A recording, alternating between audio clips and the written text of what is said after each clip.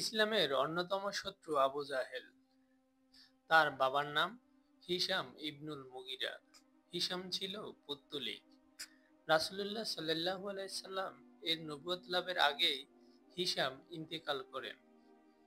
আসমা বিনতে মুহাররাবার প্রথম বিয়ে হয় হিশাম ইবনে মুগিরার সঙ্গে। এই স্বামীর ঘরে তার দুটি ছেলে জন্ম নেয়, একজন আবু জাহেল আর একজন আল হারিস। তাবাকাত ইবনে সাদ ৮-২০৯।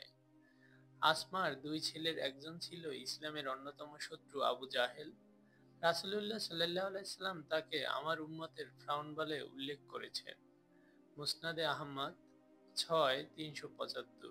তার আরেক ছেলে আল হারিস ইবনে হিশাম ছিলেন রাসূল সাল্লাল্লাহু আলাইহি সাল্লামের সাহাবী।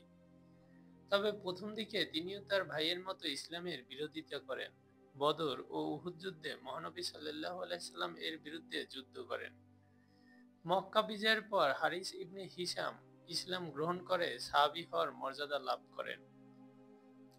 এরপর ইন্তেকালের আগ পর্যন্ত প্রায় সবগুলো যুদ্ধে ইসলামের পক্ষে অংশ নেন।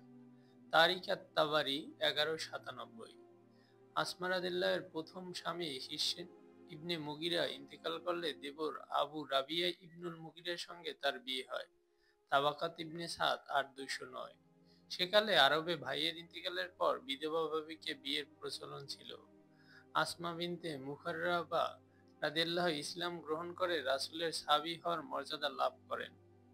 অথচ তার গর্ভজাত ছেলে ছিল ইসলামের সবচেয়ে বড় শত্রু। তিনি ইসলাম গ্রহণ করে তার ছেলের সঙ্গে না থেকে হিজরত করে মদিনায় চলে যান। তাবাকাত ইবনে সাদ ৮-২০৯। ইসলাম গ্রহণ করার কারণে আবু জাহেল অন্য সাহাবীদের উপর নির্যাতন করত, কিন্তু সে তার মাকে নির্যাতন করেছে বলে জানা যায় না। দ্বিতীয় বিয়েতে আসমা রাদিয়াল্লাহু এর গর্ভে দুই ছেলে এবং এক মেয়ে জন্মগ্রহণ করেন। তারা হলেন আইয়াশ ইবনে আবি রাবিয়া রাদিয়াল্লাহু, আব্দুল্লাহ রাদিয়াল্লাহু উম্মে হুজাইর। তাবাকাত ইবনে সাদ ৮-২০৯। আসমা বিনতে মুহাররাবা রাদিয়াল্লাহু মদিনায় বসবাস করেন। তার এক ছেলে আব্দুল্লাহ থাকতেন ইয়েমেনে। তিনি ইয়েমেন থেকে মায়ের জন্য আতর পাঠাতেন। আসমা রাদিয়াল্লাহু সেই আতর ঘরে থাকাকালে নিজে ব্যবহার করতেন। কিছু আতর বিক্রি করতেন মদিনার নারীদের কাছে। তার আতর প্রসিদ্ধ ছিল। তখনকার যুগে সবচেয়ে ভালো আতর আসতো ইয়েমেন থেকে। সেজন্য মদিনার নারীরা ভালো আতর কেনার জন্য আসমা রাদিয়াল্লাহুর বাসায় যেতেন। তাবাকাত ইবনে সাদ ৮-২০৯। আসমা রাদিয়াল্লাহু ছিলেন একদিকে ইসলামের ইতিহাসে সবচেয়ে কুখ্যাত ব্যক্তি আবু জাহেলের মা, আর একদিকে সাহাবী আইয়াশ ইবনে আবি রাবিয়া, হারিস ইবনে হিশাম রাদিয়াল্লাহু এর মা। আবু জাহেল সারা জীবন ইসলামের বিরোধিতা করে গেল, এমনকি সাহাবীদের বিরুদ্ধে বদর যুদ্ধ করতে গিয়ে মৃত্যুবরণও করল। অথচ তার মা আসমা রাদিয়াল্লাহু ছেলে ইকরিমা, মেয়ে জুহাইরিয়া ও আল হুনফা সহ পরিবারের কয়েকজন ইসলাম গ্রহণ করেন।